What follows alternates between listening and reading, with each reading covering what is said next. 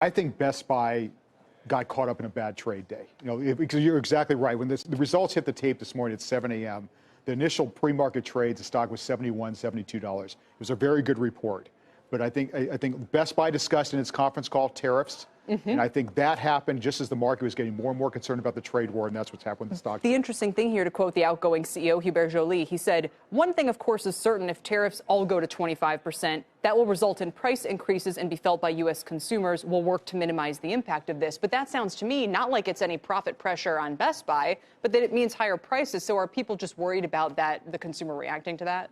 Yeah, look, I'm having this conversation with a lot of my retailers, including Best Buy, that there's a lot of pricing power here. So on any individual item, Best Buy and a company like a Home Depot or maybe an AutoZone could easily pass that along to the consumer. But if all these retailers, the concern in the market right now, as I see it, is if all these retailers are doing this at the same time, that is going to put a lot of pressure on the consumer and potentially impact spending broadly.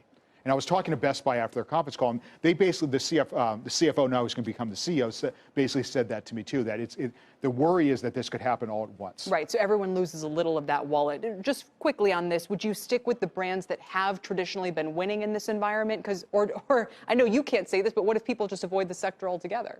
Well, look, I think retail is a big sector, right? And there's clearly, I think it's becoming clearer the winners in this category. Now, most of that conversation stems from online. Okay, and you take a company like Best Buy. Best Buy's done a phenomenal job of really building out their digital capabilities. But that conversation now is shifting. Okay, so who are the winners in a potential prolonged trade war?